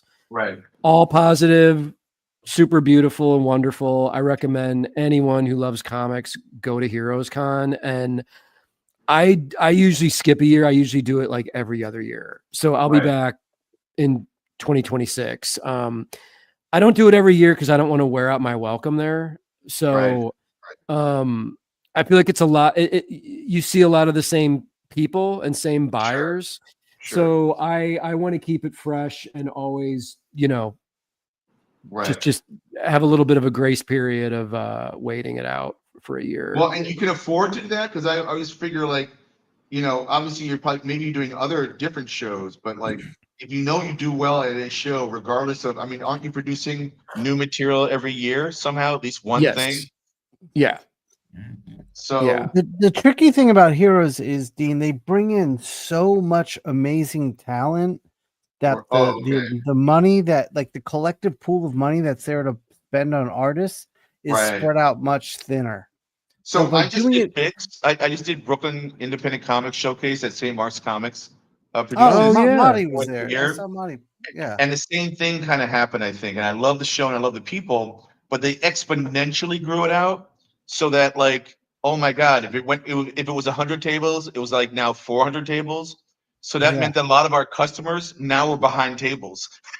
Do you know what I mean? Shit. Like, right. Yeah. Well, Dean, since you've never done it, you'll do great the first year. Just you know, don't because so what happens is they're like, oh my God, this artist is here. They've never been here. Everyone goes and buys big ticket items there. And and if I'm there every year, and also because I'm local, so people see me at other local shows, I got to do it like every few years. Well, that makes sense. But what is the game plan, guys? Like besides doing a bootleg, like I'm trying to figure out, like I've done 4 Kickstarter comics. I want to launch a few more that were basically sequels to some of the comics like COVID Cop and Chess Space. And I'm trying to create this little pantheon, you know, of Dean, as it were. But still they're like 24-page one-shots. You like, you know, what sells are books in stores. You know, after you do your backers and then you have your comics to sell at shows, how am I going to get back into the zeitgeist? You know, like you collect all those things into one volume. Yeah, and then you call it something, or Yeah, you know, yeah. I don't know. I'm just trying to figure it out, because right now, there are definitely some retailers who are waiting for me to make my comics available as a retailer. You know, but do you have a retailer option on your Kickstarters? I don't, because I don't know. I don't know That's how to big. make that work. Oh, yeah, having a retailer option is really, really important. So what I do is I offer like a box of 10 books at like half off. But then, yeah, I guess at that point you're just trying to get it in the store, regardless of what you'll make money monetarily, right? Is that the idea? Just to have it out there? Yeah, it's to allow the retailers to make money and support what you're doing. Yes.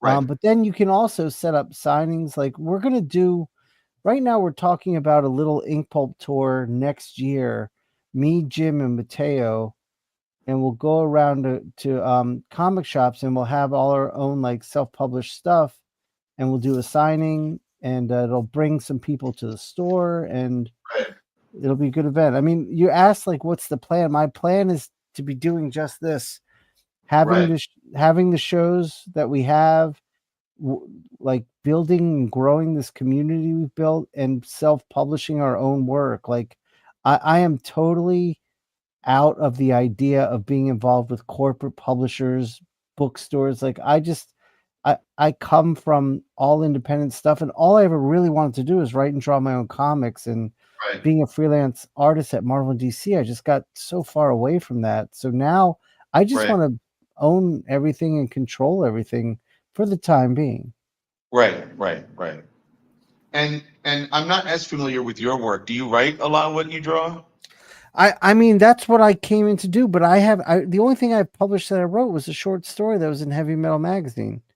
Oh, and other than that, what's that? Recently or a while back? No, what Kevin Eastman published it when he was there, when he had it. Okay, so like 40 years ago? Yeah. It was it was actually a little story I wrote to try to get work at like Marvel and DC, but it was a very unconventional style for that. It was really simple, really graphic, but I showed it to Kevin Eastman just because I was such a fan, and he was at his at the Heavy Metal booth, and he was like, "Hey, I want to publish this." Right. Like, hell yeah, that's awesome. That was a cool moment. Well, you're such a great art. Like, tell me a little bit about your career, because again, I could obviously look you up, but I wanted to hear from you. Like what is your, when you've gotten gigs, what have they been? So I started off on Deadpool at Marvel for about 4 years. Oh, wow. And then worked not monthly. I built the sequential art department at SCAD with a good friend of mine. Like we built the program in Atlanta, not the Savannah, the Atlanta campus. Oh, Atlanta. Okay, I know the Savannah one. Okay. Yeah, so they opened here, and I was already here. My friend was here, and we applied, and so we were the sequential art department. Oh, wow. We built that program. I was the department chair for like 10 years and teaching most of the classes, and that's about the time Marvel called, when I was like halfway through my teaching career there. So I was doing Marvel Comics full time and running a department and teaching. It was a lot, but I couldn't do monthly books because of that. And Marvel was fine with it. I mean, they gave me stuff I could take. So I went from Deadpool. I did a bunch of like other stuff there, like a Guardians of the Galaxy thing. Wow. I did a bunch of stuff there, and then DC gave me a Batman miniseries, and I did that. And then I did I was part of that Young Animal. Oh, okay. What'd you do? Which one? I was a Mother Panic artist. Me, John Paul Leon, and Tommy Lee Edwards would take turns on arcs. So I did that, and then I did. That was good shit. Work. That was good shit. Wow. And then I did some more Marvel work, and then I did a Juggernaut one shot, and then after that, it all just kind of dried up, and that's when I was like, okay, what am I doing? Where am I? And why does that happen? Like I don't know if you know the answer or not, but like you clearly, you think after a while you're just like, we've seen, it's almost like Heroes Con, we've seen you, we've been there, done that, on to the next.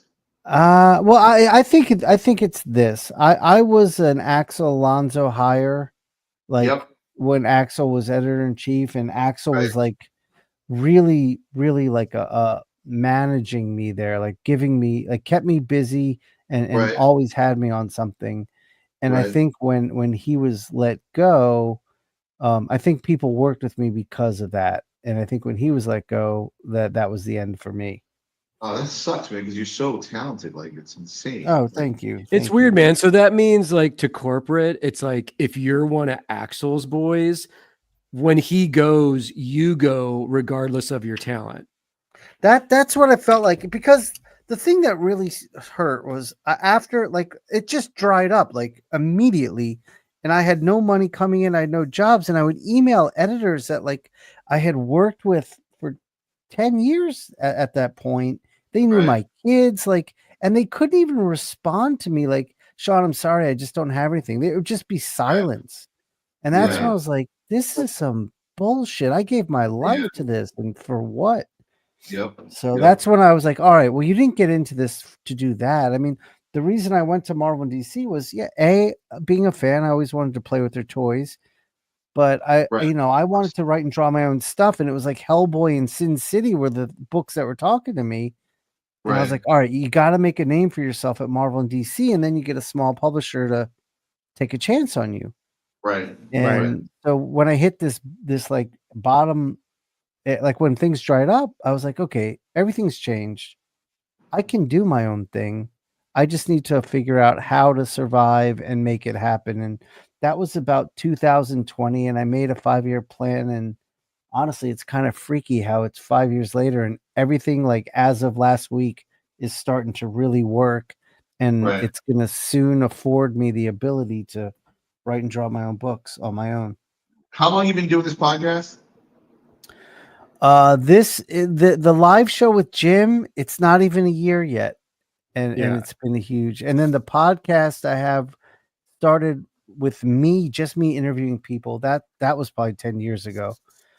And do you feel like that's definitely elevated your, I don't know, status or stature? And do you feel like you have loyal kind of people who are interested in it? Is now. When I first started doing it, no. But since it's been Mateo and I and Jim on the regular podcast and Jim and I on the live show, I think we're tapping into something because of what's going on in the world of comics now, and because of the technology and because of the topics we're discussing. I think we're finally, like, we found our people. Like, we're talking about stuff we are figuring out and wanting to know more about. At the same time, there's a whole community of people that want to know the same. So yes, I think right now it's a big thing for us. Yeah. And in terms of like, go ahead. I had a question for you, man. Do you feel like, because Shawn and I, after doing this show for a short amount of time and then meeting, man, like Marty, Jeremy Heiler, some of the like cartoonist kayfabe crew of fans and viewers, like I feel like in just the last year alone, there's a new sort of indie comics self-publishing renaissance going on. You know, you might be right. Some people use the term golden age, a new golden age or something, right? Yeah, Jim, I think you're totally right. And I think we just luckily launched this at the right time and tapped into some of that. Yeah, because Dean, I went to Pop Culture Festival in Greece in Athens in February, and I was a guest there, and I had no idea that like Athens has this totally insane, like really active, lively, independent comic book scene. And it was just young kids out there writing and drawing, self-publishing their own comics. There's print houses out there that are producing these gorgeously printed books. Most of these kids know that they're not going to make a full living off doing this. They don't care about that. They're doing it for the love and passion of it. And I came home with just like stacks of like the most incredible self-published comics you've seen, it kind of reminded me of the late 90s in San Diego when we were all doing our own mini comics and ash cans and zines and stuff like that. And to me, with YouTube culture, Discord culture, social media plays into a little bit, but it does seem like there's this kind of palpable new movement of people being like, I'm just going to make my own shit. I'm just going to see what happens. Yeah, I think the whole world is just tired of corporate culture. Well, I think they're tired of corporate culture, but also like, all right, so a few things. For the love of comics, right? For the love of the medium or whatever you want to call it. There's certainly that. And so when we grew up, we were growing up thinking, how do I make money at this? How to make a living at this? I want to make a living. I want my career. Now they know, like even when I offer a teaching class, I'm like, I'm offering them how to, tell a story through pictures and words, right? Like comics. But where's the job for that anymore? Sure, it can be turned into storyboarding if we even need that anymore. Thank you, AI. Yeah. I don't know. I think it's about getting away from the job, like learning, like thinking more of it like your own business. I think Marty's really at the heart of this right now. Marty's created a business for himself where he gets to write and draw his own books. And I think that's that little entrepreneurial spirit is what's really driving a lot of this. Well, I agree with that, but I talk to Marty candidly sometimes. And I'm like, whenever we did a panel recently, and I'm like, just make sure when you're turning people on, don't give them the wrong information. Like if you have some kind of resources that allows you to do a bootleg Spider-Man, a bootleg Wolverine, and what do you call it? Catwoman or Batgirl, whatever, which one it is, I forget. Yeah. And then you're doing 30 other comics, your Superverse comics, your street, all those, that isn't genuinely making enough money for you to survive. And I mean survive. I don't mean like profit. I mean break even. Yeah, no, we talked. When Monty was on the podcast, we had this conversation, and he said he was able to leave his coffee shop job not that long ago. So he was very Jamie, can I get the camera real quick? Go ahead, Dean. I'm sorry. I was just saying I want to show this cool technique, but go. What were you saying? Yeah, I'm looking at you right now. All right, guys, look. So I have this. I've started playing with Jason. Sean Alexander had these made and gave me a couple, but it's Zipatone. Oh shit!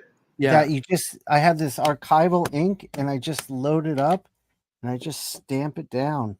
That's dope. Stamp that zip. Stamp that zip. That's dope. Such a cool look, man. That was one of my jobs when I was an assistant in 1985. I was 17 going on 18, and I was an assistant to Bill Sienkiewicz on New Mutants. And this is a whole other thing we need to talk about. Oh, I didn't know this. I did not know this. I was an assistant to Bill Sienkiewicz on New Mutants and Elektra Assassin. Okay. Oh my God! No way. And that room and Bill's room had Dennis Cowan and Michael Davis. Down the hall was Upstart Studios, which at that time housed Howard Chaykin, Walter Simonson, and Jim Sherman, and previously had Jim Starlin, Frank Miller, and a few other guys. Who's the co-creator of Howard the Duck? Val Myrick. I think he was the co-creator. I don't remember. Anyway, Val Myrick was there. And then on Howard Chaykin, I was an assistant on American Flag, and I was an assistant on Thor with Simonson during the Frog issues. What? That was 1985, my friend. Pretty crazy. Incredible. How old were you when you were doing that? I was 17 going on 18. It was like, wow. After senior year of high school at 3 o'clock, I would hop the subway with my good friend Larry O'Neill, Denny O'Neill's son. No way. And be assistants. And our mind would be blown. We were going to LaGuardia High School, which had previously been music and art in Harlem, until I got married to Performing Arts, the Fame School, and became LaGuardia. And then, we were learning art and shit, but they made fun of comics, like MC Search was in my homeroom. I still talk to him today. What? Oh my God. No, you talked to MC Search? No way. Oh yeah, he's one of my buddies, man. Dude, I am such a third base fanatic. That's crazy. Oh, man, and he's out and about right now on Instagram all the time. So you should. I know. I follow him. I see it all the time. Yeah. So, and then, you know, I was learning more about comics, obviously, by doing them, you know, than any school that would have been teaching them, you know, at the time. And nobody really was, except maybe SVA. I don't remember if the Kubert School was open yet. But yeah, it was an insane time, man, to like be a part of that. So, Dude, I sort of remember you telling me about that years ago, and that's what I was saying before we started the show is like you're probably going to have to come back again to just so we can oh get yeah. all the stories in. But I think so. Well, that's you were a reminding me whole. when you were showing that technique, the zipatone type technique. Yeah. Remember, Yeah. we were doing craft tint on American Flag, which is a Right. ply Bristol board that had a film on it that you would develop with it with a liquid because it Yeah, had, we had the craft we tint, you know. it was Duo Shade. We had Eric Duo Shade. Talbot on a few weeks ago, a few months ago, and he has some, and he did it on our show. It was Oh awesome. wow, that's Yeah. cool. So I was working with Howard on that, and then Bill Sienkiewicz, the issues I worked with him on that on New Mutants was when they go inside Professor X's son, was it Legion or whatever, into his Yeah. mind, Oh yeah. Yeah. and then it's this fractured kind of space, and so he wanted to use Zipatone, I mean Duo Shade as well. So I remember taking those pages home, like those actual pages, and What? doing Duo Shade here, and then some little bit of background inking there, Oh and I my was so God. terrified. I was like, That's amazing, dude. Dude, it that's was incredible. insane. And I remember, I'll tell you a funny story. I remember one time, you know, doing whatever it was I was doing at the studio with Sienkiewicz, and I look at him, and he's just stumped. I could see his face is stumped, and he's working on Electra Assassin at that point. And I see him look over, and his eyes lighten up, and he sees a rolled up tea bag that had kind of basically dried up, was a little wet, and I saw him pick it up and go over to like Electra's, you know, cheekbone and start dabbing with this Oh tea my bag. God. And I was like, Of course. I guess Of he course. found the right color he needed, or whatever. Oh the my hell. God, that's amazing. The Isn't mad that cool? scientist. The mad Totally. Like, scientist. that guy will draw with, you know, I don't know, whatever's around. That guy does not let the tools stop him. It only enhances him, you know? Dude, you've lived some comic book history. I mean, that Yeah, working this on is American amazing. Flag, I mean, that's unbelievable. And Electro Assassin, my I know. God. And then I know. Thor, Simonson's Thor. This is I know. crazy. It's and back then I knew how crazy it was. You know, like it wasn't hindsight. I was like, I was just blown away. Like, but also you just step up to the plate and you do it. You work with these guys, and they're incredible. And I remember at one time, both Howard and Walt, because they've become like very popular, like hot dogs through Thor and Flag, right? So Mhm.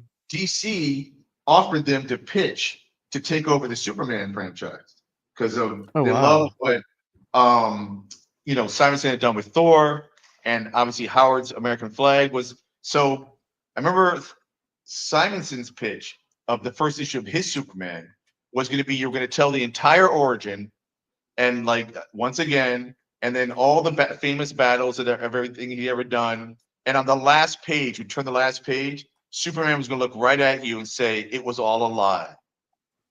Oh, It's shit. like, Whoa. what? Oh, shit.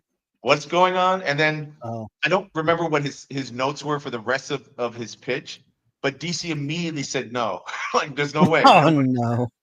And then Howard's pitch was that he wanted to do the Daily Planet comic book. Obviously, like Of course. course. that would have been That's so so cool. funny. Yeah. Of And course. the way he wanted to start the comic out was to disperse the idea that nobody knew that Clark Kent was Superman.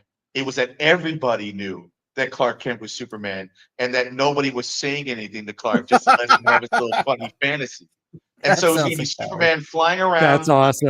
headphones, singing a song, and you know, changing back into Clark Kent and coming in and being all coy and bumbling idiot. And everybody's looking at Clark Kent like, dude, we know, but okay, we won't say anything, you know. And they said no to that too. And I thought, Oh "Geez, shit. man." They just don't want to, they didn't want to take the chance. They didn't want They didn't to want rock they the didn't want boat. to deal. I mean, that might have been the beginning of like the entitled fan.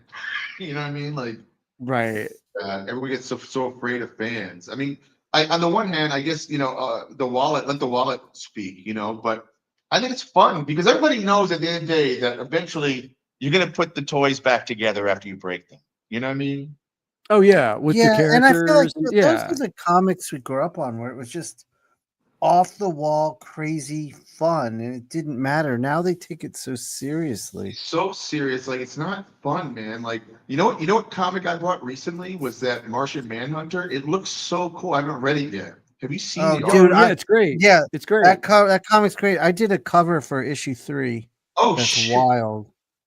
That's actually, awesome. I'll go show it to you. Let me go grab it. It's a painting. Please.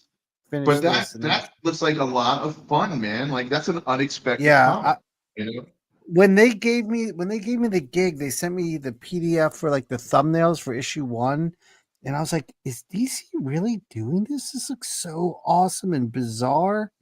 I was like, "How are they?" Like, I was just shocked they would do something like that. They're taking a bit of a chance with some of the comics that are coming out right now, like that Absolute line that you guys are talking about. There is some cool stuff coming out with that. I Martian Manhunter I've read, and I do dig Absolute Batman a lot. It's just a fun book. Yeah, that's a fun I haven't book, read Absolute, but I did pick up the Marcos Martin issue. I think is it Iceman or Dr. Freeze? What am I saying? Oh yes, Mr. Freeze. Yeah, it's the Mr. Freeze. Yeah. Yeah, I love Marcos Martin. He's kind of like the Jaime Hernandez of superhero comics. Oh, that's a good way of putting it. Yeah, totally. Yeah, I love that guy. All right. Jim, you are crushing it. I know. Yeah, I'm going. I'm gonna go grab it. I mean, what is that? What is that like a Jim a brain is crushing it. That is so. This is the god. Oh my god, that face. This is the new god, and this is his this cyborg. This is like its own planet. This helmet, this Kirby. That's amazing.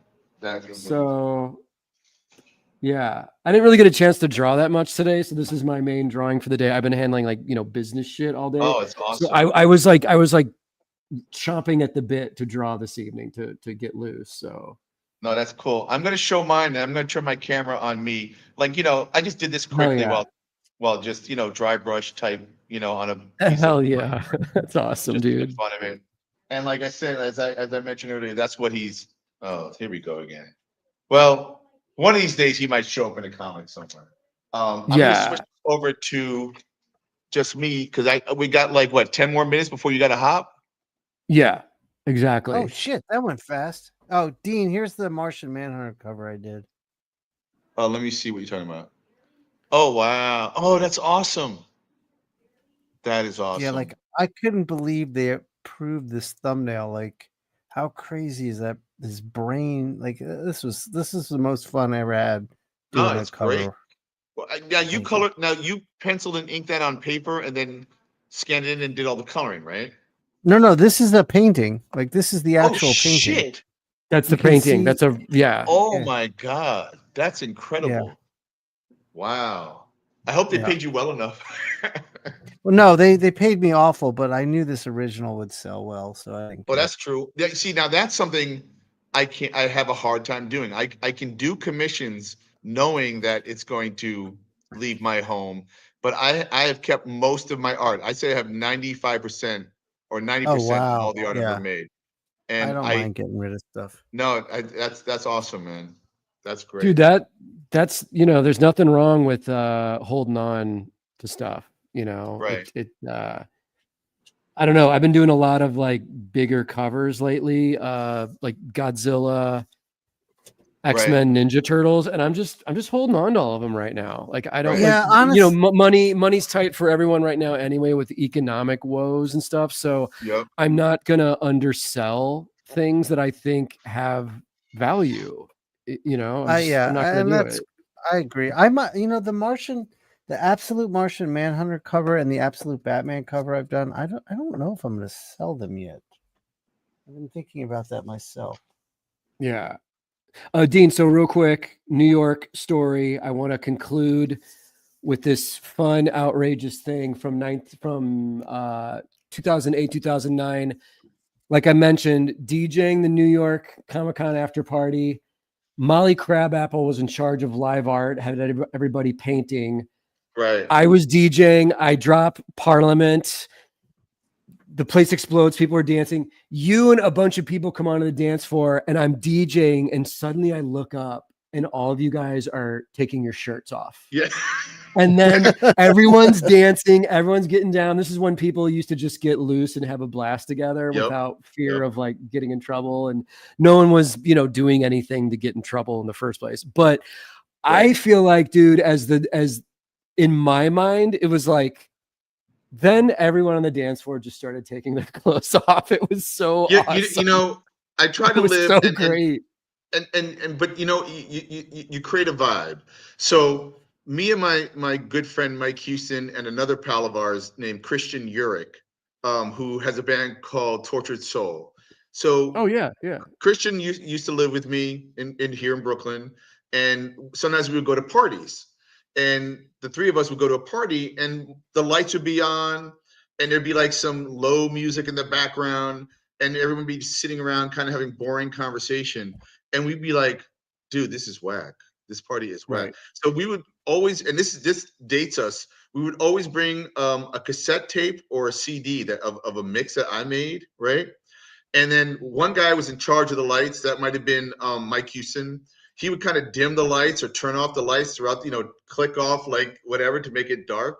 And I would slowly take the volume down on the radio, whatever the hell they were playing, or the cassette, pop the cassette, put mine in, slowly raise it, and then like Christian may start dancing in this funky style or whatever. And then suddenly we had a fucking party, man, where people, it's like, there's only so much talking I want to do at a party. I want to hang out, get loose, you know, like, come on. So we would literally alter party. We would make a party at a dead party. Let's put it that way, you know? So, dude, that's so funny because, not to interrupt you, but my friend Jeff and I used to do the same thing in LA. Like we would always roll into parties with Beastie Boys, Paul's Boutique on CD, just in our pocket, like a bunch of psychos.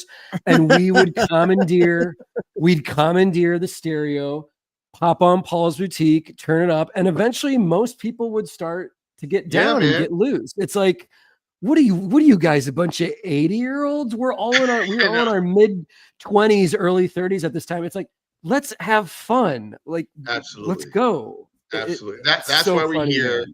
And I totally agree. And listen, I understand maybe some parties is like a wallflower party. That's not what I wanted. And it was only evidenced by the fact that most people would get up and dance, and they were thankful and grateful that we showed up and commandeered, as you said, you know. So yes.